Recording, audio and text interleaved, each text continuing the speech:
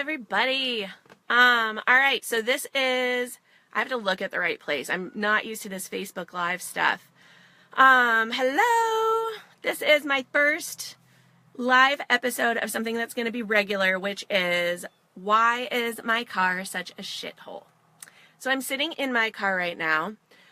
During these episodes, I am also going to be talking about what's on my mind. So you get a little bit of both.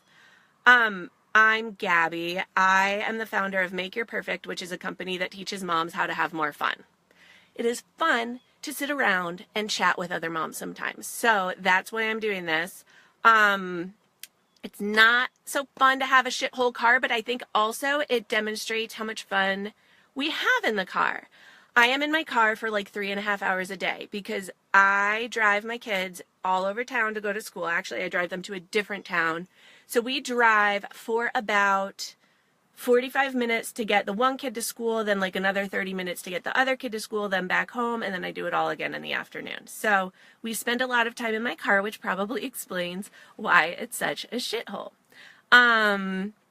So I'm going to start with that in a minute, but just so you know a little bit more about this business and this page and what this does, I am launching a program in May. It's going to be called the 10-Minute Challenge, and it's going to be a way to get you to just get some balance, to find some time to do things for yourself a little more so that you love your family more, you have more peace in your life, and you realize you really can get out of this. So I'm all about taking action steps, but like baby steps. Everything I do is 10 minutes a day or less, except for these videos, which are probably going to be more than 10 minutes because I talk a lot, and that is my thing. So here we are sitting in my car. And I always think about this because I have, my little sister used to, whenever she would come visit me, she would clean out my car. And she was always like, I don't understand why your car is such a shithole, you know? Like, what I do is I just take everything out of my car when I get home.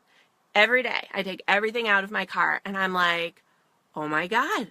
I try to do that every day. I tell my kids, get your stuff out of the car. I try to threaten them. I try to tell them it's going to disappear, that it's going to get thrown out if they don't take it out of the car.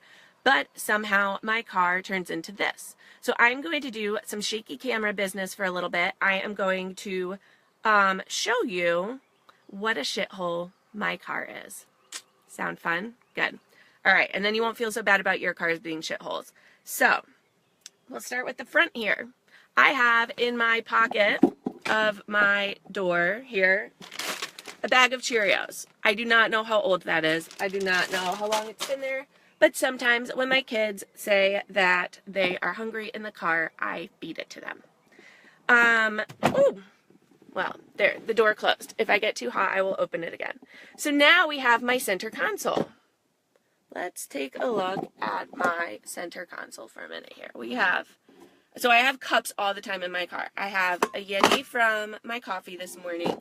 I have my water bottle, which I always have with me.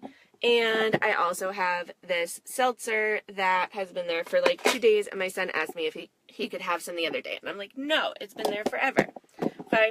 So we also have several dirty napkins, a Buzz Lightyear light up, you can't tell, but it lights up, toy from Disney World, which I went to like a month and a half ago. My son's eye patch, which he has to wear every day when he gets in the car after school. A receipt. A charger plug that doesn't even work in my car, so it shouldn't even be in here. Some pens. You always need pens. Some Scotch tape. And some magnets for one of my friends who is a lactation counselor. I picked them up from her the other day. I have to bring them inside and give them to people when I teach my birth classes, because I teach birth classes too. Now, over here, can you see this? In my front seat, we have dirty socks and a library book. Right? You're like, all right, whatever. That is not so bad, right? All right, now take a look. All right, I'm going to flip this because there. All right, that's my sunroof. But I'm going to flip this so I can actually see what I'm doing here. So now we have down here Easter basket some stickers. I believe those are from Chick-fil-A. And some markers. A sweatshirt on an old water bottle. And now we have, oh look, some garbage with a spoon. I have so many spoons in my car. If you need a spoon, come to my car. I will give it to you. Oh look, a beer box. That sounds fabulous. But it's not for drinking beer. This is what my kids use to store the toys and shit that they bring into the car. So they've also used it as a mask at one point, which is why there are holes cut into that side. We are very resourceful here in my family. Now we have some other stuff. It appears to be some garbage, but it's not. It is a full granola bar. And you see that top, like that top to the applesauce? Not garbage. My son actually decided that he is going to be collecting those. So he is starting a collection of applesauce tops. But look back there, you guys. You can't even see the floor. There are so many clothes, ripped up paper. I don't even know. I don't know what goes on back there because I don't even fit back there. It is just craziness and insanity in my car at all times. So that is why is my car. Hold on, I'm turning this around. I dropped you. Hello?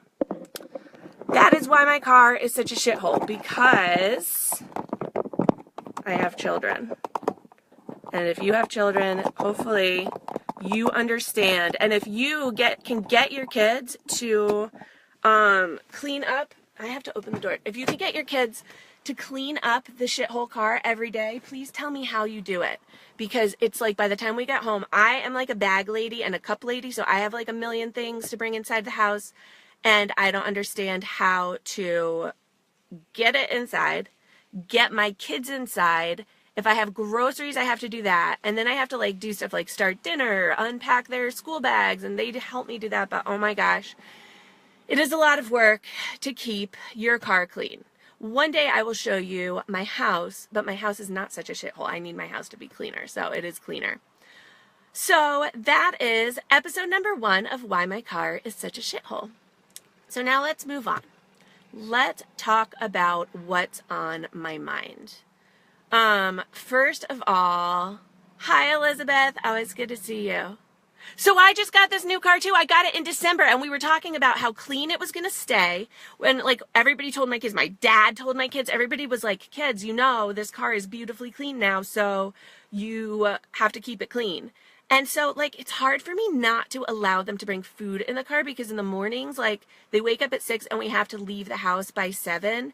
So I don't know how to, if they haven't gotten their breakfast yet, because sometimes it takes them 5 hours to get dressed, then I don't know what to do. I'm like, I can't starve you. You have to bring food in the car. So what do you do about that? I'm scared to not allow my kids to bring stuff in my car, because then that one day you do, that one day that you make the exception, you're like, okay, you can bring the Cheerios in my car. Your car becomes littered with Cheerios. So I guess we won't starve if we're ever stuck in a flash flood or something. But then every day after that, your kids are like, but you let me bring the Cheerios yesterday. So I don't know. Tell me your tricks for not allowing things in the car. I guess you just have to say no, right? I'm the grown up. I should just say no. I don't know. All right. So I want to talk about something that happened yesterday, which is, all right, I'm going to fix this tripod here so I don't have to hold it. Better? Okay. Kind of can't see. Oh, look, light. All right. So yesterday, my kids were at a play date, and they were all playing by themselves in the room, and my kids are 6 and 7. And I walked in to get them because it was time to leave, and one of my sons had asked the little girl, I know, but we have to eat it while we're driving during our fucking hour and a half drive. Jeez. But all right, so back to the story. So my son had asked the little girl to take her clothes off and dance for him. Oh my God, the most ridiculous thing in the world. I can't believe that happened to us. It was like mortifying and devastating and like a freak out moment. I don't know. That's the first time I've had to deal with something like that really with my kids. And it's like, oh my gosh, has anybody ever had to deal with that? Because that is so like we had to have the talk with my kids. And truthfully, I have a hard time reconciling with my kids how to like how to make sexuality not shameful, right? But how to make sure that they fucking respect other people's bodies. I am afraid I am like raising a little rapist now. That is what I'm afraid of. Or like a serial killer. So it's like really hard. You don't want to sexualize it. And then I'm like, all these thoughts are going through my head like, oh my gosh, should I not be getting dressed in front of my kids anymore? Like, should I tell them they're not allowed to like look at me when I'm getting dressed? Because we try to be like really open about the body in our house and all of that. And so I am like, I don't know. So I kind of went the route of telling him that it makes people uncomfortable. I'm like, I tried to explain to him, like, when you talk about someone's body like that or laugh at someone's body or ask to look at someone's body, especially their private parts, it makes them feel uncomfortable. And I tried to bring it back to him. Like, what if someone asked you to look at your private parts? Like, wouldn't you feel uncomfortable? You are not allowed to make people feel uncomfortable like that. Like, that is not cool. But then I am like thinking the whole time, oh my God, like, this is his first like experience of like sexual shame. And I'm so I don't know, I follow this like sensuality coach online. She's really big about everybody has this like shame in this culture of like this sexual kind of shame. And I'm like, fuck, like I'm teaching my kid sexual shame, but oh my God, you can't ask girls to take their pants off and dance for you. Like, not until you are like in a committed relationship. So you see, I'm getting very emotional about this. And so I don't know if you guys have any hints or tips on how to talk to your kids about that without like shaming them, please let me know. And then I was driving home today and so I passed that like storage facilities here. I don't know. They always have like message boards with messages on it. And then the message on it was hug a child. That's all it said. Hug a child. And so I am thinking like, oh my God, that is so creepy. Like, find a child and hug them, you know? And I am thinking like, you better ask that child first if you can hug them. Like, you can't just go around hugging any children. You ask them if it's okay to hug them. And this is the stuff like I normally teach to my kids. So, you know, like respect your body, respect other people's bodies. Like, you have a bubble. You can't just go around like hugging people.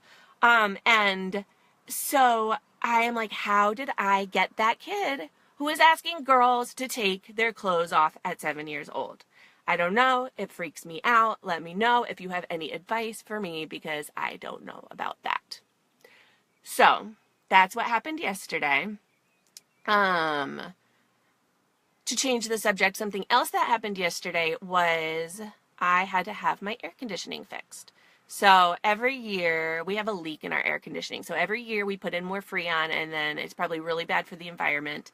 The EPA is actually, I just found out, discontinuing or banning the use of the type of Freon that they use in my air conditioner in the year 2020. So I have 3 more years to keep hurting the environment before I'm not allowed to. And I don't want to hurt the environment, but my house, it's hot. It's really hot. I don't know. I see like videos of people talking from other places where they're like, it's like 2 degrees here. And I'm like, oh my God, it's been like 80 degrees here all winter. So we need our air conditioning. And I am grateful that I live somewhere where I can do that and get my air conditioning fixed when I need it. But I cannot afford a new air conditioner. So there's that. But my point is that so I've had a busy week. I've been on some vacations recently, which again, grateful for, but it makes me have like more work pile up that I have to do. So I'm like busy doing my work. I have my like, you know, things I have to do. And then my husband texts me and he's like, can you make the appointment for the kid's haircut today? And all of a sudden, like, I was great. I was feeling like balanced and motivated and great. And then all of a sudden it was like, oh, I have something to do. Literally, I just had to call the haircut place, right? That's it. Really shouldn't be a big deal. So actually what I did to make it not a big deal, but in my mind, I'm like, well, it's only 8 o'clock now and the haircut place doesn't open till 11. So like now, not only do I have to remember at 11 to call them, but I have to do the calling, you know? So what I did, this is my like trick for doing everything. I put a reminder in my phone. So I like use the calendar on my phone and I have it like ding and remind me when I have to do something. So I actually don't even keep a to-do list because I automate so much shit on my phone and I just get like, ding, okay, you have to do something. So that actually, once I did it, I was like, that's not a big deal. I shouldn't have made a big deal about it, you know? And then my husband is like, oh, and you also have to call the air conditioning guy and get him to come in. So I'm like, oh, something else to do. Like, call the air conditioning guy, figure out our schedule, like when can he come in, and then I have to be here when he gets here. And luckily he was like a good one that calls you when he's on his way and doesn't give you like, oh yes, I will come between April 26th and June 5th from noon to midnight. You know, I hate it when they do that. You're like, I have a schedule too. So anyway, that happened. And for a second, it like threw me off. I was like, I have so much shit to do and 2 more things is going to ruin me.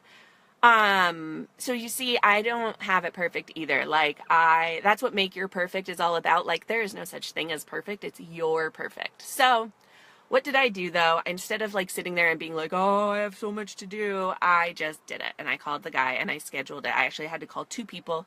I did some research. In my research, I almost actually texted my husband back and was like, which guy do you think like we should use, blah, blah, blah. And I was like, you know what? You are a big girl. You can make this decision yourself. So I made the decision myself.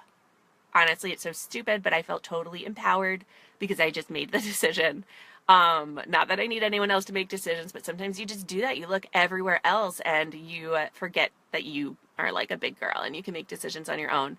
And then I did it, and then he came the next day, and it was fine, and whatever. I mean, it's $400 of fine, and a leak that will probably, I don't know. We'll see what happens in the middle of the summer. So, and then I went on my merry way, and I had a great day, and I was super productive, and blah, blah, blah, and that was great. But then the air conditioning guy told me all this stuff about that Freon that's going to be banned in 2020. So if you have an air conditioner with that Freon and you need new Freon, like technically they won't be able to put it in. So you're going to need a new air conditioner in 2020 if you keep needing to replace it with the Freon that will be banned. So just so you know, PSA, nobody's telling us this, but there's going to be some freaking out about air conditioners come 3 years from now. Just a warning, okay? So now you have 3 years to stress out and anticipate what will you do with your air conditioner. So anyway, let's forget about the air conditioning because I will certainly forget about it before 2020. I will probably forget about it within like a week. And so I am on to the last thing that I was thinking about today, which is my dog. And so I will preface this by telling you that before I had children, I was such a pet person. So you cannot bash me. Don't send PETA out to get me. I love animals, okay? But not anymore. Oh, it sucks to say that. I want to love my dog, but I really don't love my dog. And honestly, one day I will show you him in one of these videos, but I am not showing him to you now because I want you to be on my side and not his side. And if you see him and see how cute he is, you'll be like, well, why does she hate this dog? So I am not showing you my dog yet. But I swear to God, ever since we got our dog, I have not had sex with my husband. And that was in September. I'm exaggerating a little bit, but this dog is like a cock blocker. Oh my gosh. And he just started sleeping out of the crate and in our bed, which doesn't make it any more helpful in that regard. So I told my husband yesterday, I was like, listen, if you ever want to have sex again, you have to put the dog in the crate. Like that'll be our little sign. Like, you know, when people put like the tie on the door in college when like they're in the room and you don't want someone to come in, like that's going to be our little sign. I don't care what I'm doing, but if you put that dog in the crate, then I will know, like, it's go time. Woohoo, let's get sexy. And so I told him that last night, and then 2 nights ago I told him that. And then last night, he did not put the dog in the crate. And I'm like, really? You don't want to do this? Like, you're not, and I don't know if he missed the urgency in my voice about, I'm serious. Like, you have to put that dog in the crate. I will not do it with that dog. That dog like licks you and bites you when you're just like near him. He just wants to play, and then he barks at you if you're not paying attention to him. And I am not dealing with that during our sexy time. So if my husband watches this, he should know I was serious about that. Do it if you ever, want to get that again. And if you don't, then you can't complain that you're not getting any, because that was my very, very clear hint to you. So, what do you do? Like, what do you do to hint to your husband? There was a time where I finally had to tell him, like, you cannot try to do anything with me after, like, I'm actually getting in bed to go to sleep. Like, if I am getting in bed to go to sleep, I am not going to do anything else, because by that point I am tired and I actually want to sleep. And at that point there is nothing else. Like, I don't know, maybe $1 million would get me out of bed or get me like to not close my eyes and just like pass out. But it's certainly not going to be like a little, touch on my shoulder is not going to do anything. So I had to have that very clear discussion. We're pretty good about clear discussions in my house. A while back, so we had to do that, and it's like, but then what happened was we tried to do it like right after the kids went to bed, because they used to go to bed really well and they wouldn't come out.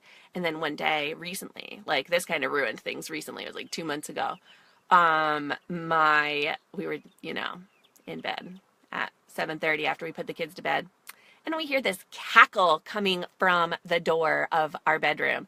And I know I see some of you are on here, and I see that, I know you've talked to me about this. You have like secret ways to get your sexy time in, like closets. Everybody does it in the closet. I don't know. I will not do it in a closet.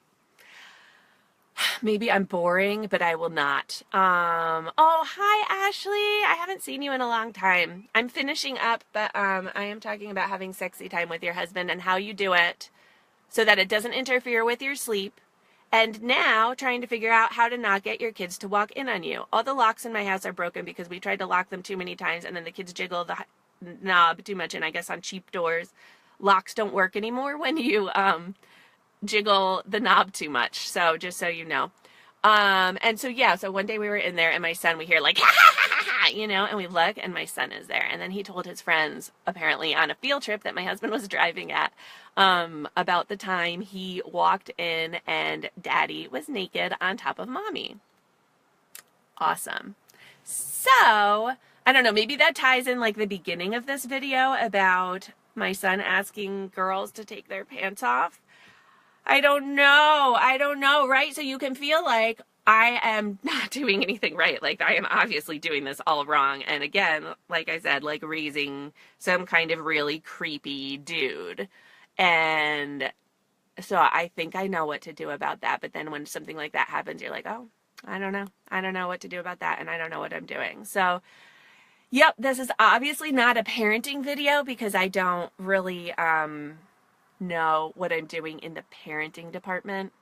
But as a mom, mostly I try to have fun. I try to do the right things, and it's pretty much all you can do.